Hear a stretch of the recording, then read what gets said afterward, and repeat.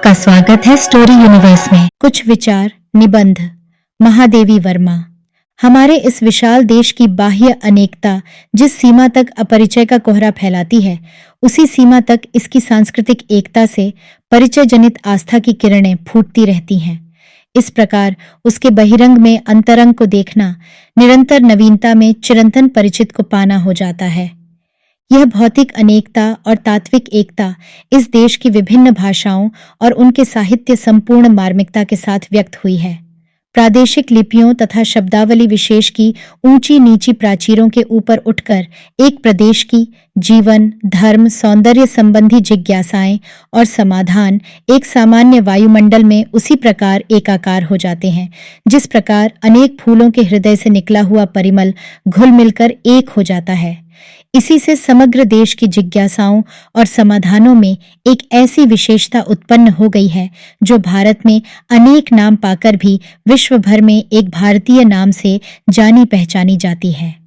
एक महती भाषा सबका उद्गम होने के कारण हमारी विविध प्रादेशिक भाषाएं सामान्य शब्द भंडार से अपना दाएं भाग पाती रही हैं और हमारा एक लोक जीवन अपने हृदय और बुद्धि के संस्कार के लिए एक से साधन खोजता रहा है। हिंदी की सहोदराओं में महाराष्ट्री प्राकृत से प्रसूत मराठी उसकी निकटतम सहयोगिनी कही जा सकती है, क्योंकि दोनों के बीच में लिपि की भित्ति भी नहीं है।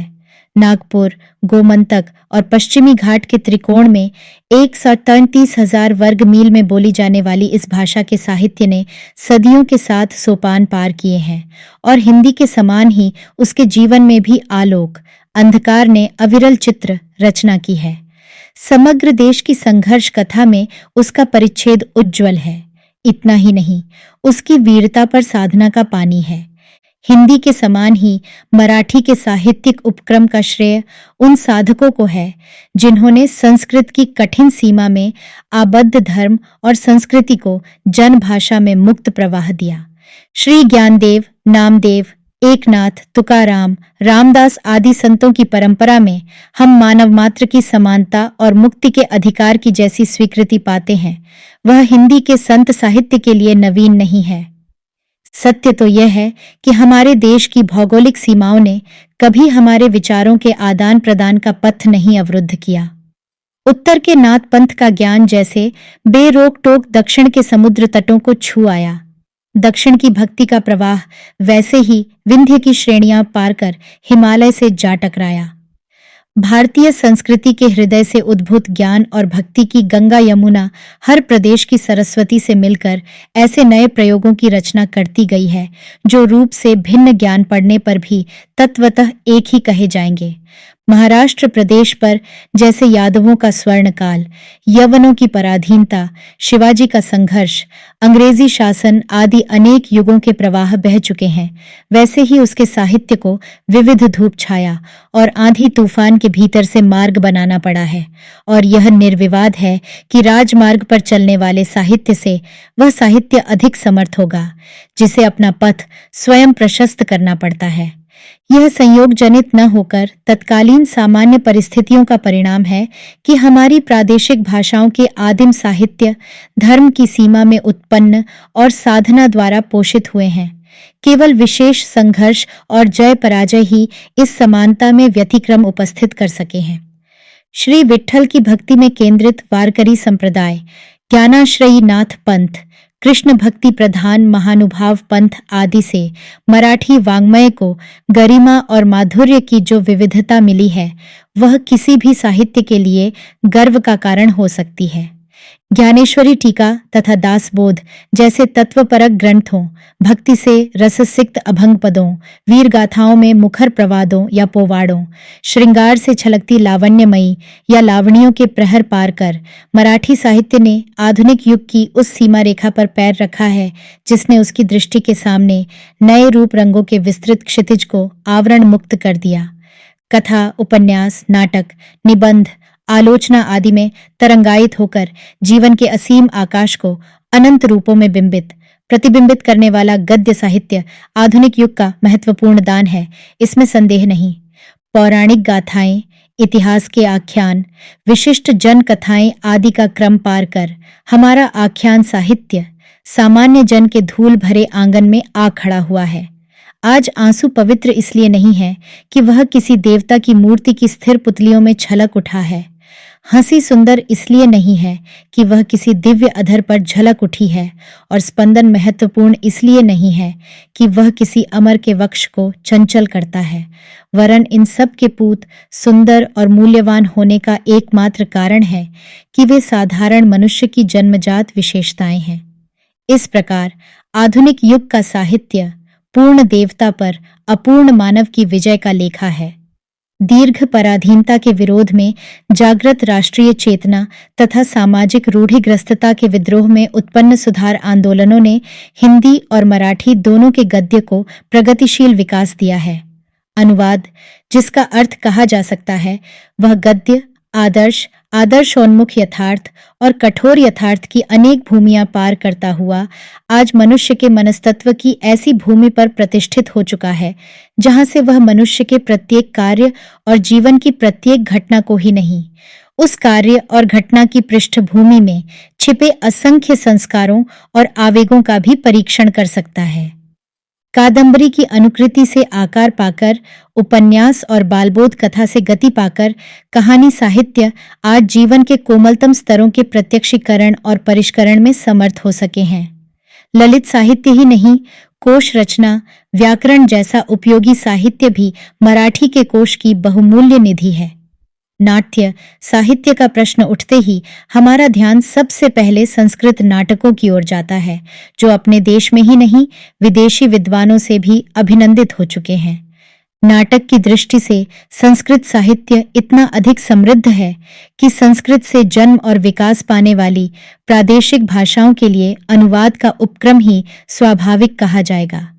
हिंदी के राजा लक्ष्मण सिंह, भारतेंदु हरिश्चंद्र और मराठी के कृष्ण शास्त्री राजवाड़े, देवल और किर्लोस्कर ने संस्कृत नाटकों के रूपांतर को हिंदी और मराठी में प्रतिष्ठित किया। सन 1876 से लेकर वर्तमान काल तक नाटक साहित्य ने परिमाण से लेकर प्रकार तक और तंत्र से लेकर ध्येय तक विकास की जैसी चित्रशाला प्रस्तुत की है, वह विस्मय की वस्तु है। रंगमंच नाटक की कसौटी है, अतः ये दोनों अविच्छिन्न संबंध में बंधे रहेंगे। जिन परिस्थितियों के कारण हिंदी की वीर गाथाओं और मराठी के शाहिर काव्य के बीच में कई सदियों का व्यवधान आ पड़ा है, उन्हीं परिस्थितियों ने दोनों के नाट्य साहित्य के विकास में भी अंतर उपस्थित कर दिया हो तो आश्चर्य की बात नहीं। देश के अन्य भागों से अपेक्षाकृत पहले हिंदी का क्षेत्र संघर्ष का केंद्र बना, और इस संघर्ष की समाप्ति पराजय में होने के उपरांत परिस्थितियां इतनी बदल गईं कि साहित्य के नाटक जैसे प्रकार का विकास कठिन ही था। फिर रंगमंच की स्थिति तो और दूर की कल्पना कही जाएगी। धर्म के क्षेत्र में रासलीलाएं, रामलीलाएं ही रंगमंच का अभाव जैसे तैसे पूरा करने लगीं, और लोक जीवन में स्वांग, नौटंकी आदि ही मनोरंजन के साधन रह गए। जब स्थिति में कुछ परिवर्तन संभव हुआ, तब व्यावसायिक पारसी थिएटर ही रंगमंच की भूमिका में आ उपस्थित हुआ, जो उर्दू की सस्ती रंगीनी से रंगीन पर यहाँ के सांस्कृतिक स्पंदन से शून्य था। जीवन की गहराई में जड़ें न होने के कारण ही वह व्यवसाय का साधन सवाक चलचित्रों के तूफान में खो गया है। हिंदी भाषी क्षेत्र की सामाजिक रूढ़िवादिता ऐसी रही कि संस्कृत और शिष्ट व्यक्ति के लिए रंगमंच पर खड़ा होना भी लज्जा का कारण माना जाता था। हिंदी नाटक अनूदित, पौराणिक, ऐतिहासिक, सामाजिक, समस्यामूलक आदि परिचित क्रमों को पार कर एकांकी तक पहुंच जाने पर भी जिस प्राप्य से दूर है, वह मराठी नाटक को अपने शैशव में ही प्राप्त हो गया था।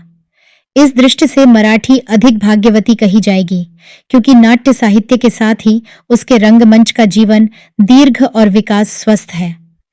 किर्लोस्कर के शाकुंतल, सौभद्र, देवल के मृच्छकटिक, खांडिलकर के कीचकवध, स्वयंवर जैसे नाटकों से लेकर आधुनिकतम नाटक तक रंगमंच की कसौटी पर परखे भी गए हैं, और उन्होंने रंगमंच की सीमा और संभावनाओं का परीक्षण भी किया है।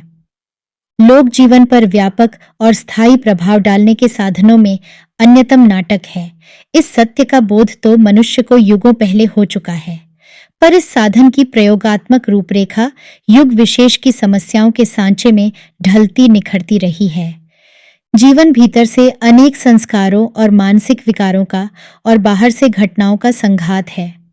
इन घटनाओं की नाटकीय स्थितियां कभी-कभी मानसिक द्वंद्वों और संघर्षों की ओर इस प्रकार संकेत कर देती हैं कि घटना अकेली न रहकर जीवन के निरंतर क्रम में स्थान पा लेती है।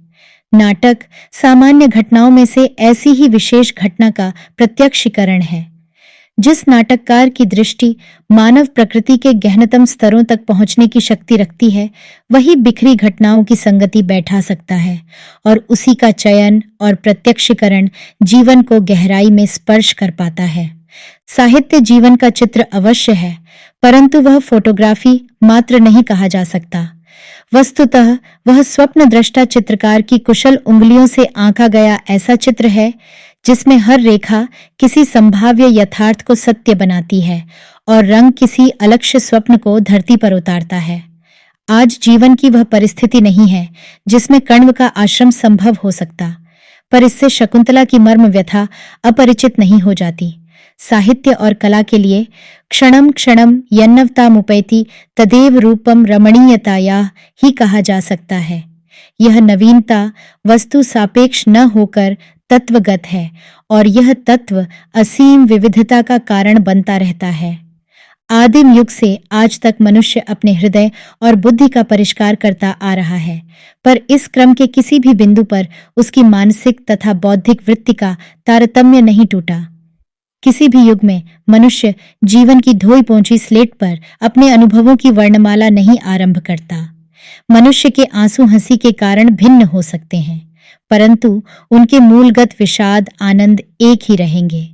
इन मूल भावों की स्थिति को स्वीकार कर समाज अपनी स्थिति की रक्षा के लिए कुछ विधान रचता है, व्यक्ति अपनी हित रक्षा के लिए कुछ नियम बनाता है, परंतु मनुष्य से मनुष्य का संपर्क केवल विधान और नियम से संचालित नहीं होता, क्योंकि वह प्रत्येक आदान प्रदान को किसी अलक्ष्य तुलना पर तोलकर उसका मूल्य निश्चित करता रहता है। संसार के सारे विधान, जीवन के सारे नियम मनुष्य को मनुष्य के लिए प्रसन्नता पूर्वक छोटा सा त्याग करने पर भी बाध्य नहीं कर सकते, पर वह स्वेच्छा से प्राण तक दे डालता है। अतः सामाजिक संबंधों का इस अत्यंत व्यावहारिक पक्ष से लेकर एक अति मानवीय दार्शनिक पक्ष तक विवेचन किया जा सकता है। दूसरे व्यक्ति की व्यथा से तादात्म्य ही हमें उसकी दुखद स्थिति में परिवर्तन लाने की प्रेरणा देता है, पर इस तादात्म्य की सीमा हमारे मानसिक संस्कार की सापेक्ष है। इस प्रकार मानवीय संबंधों में सामंजस्य की स्थिति संयोग साध्य ही रहती है। आशा करते हैं कि यह कहानी आपको बहुत पसंद आई होगी। ऐसी और कहानियां सुनने के लिए जुड़े रहिए हमारे चैनल स्टोरी यूनिवर्स के साथ। धन्यवाद।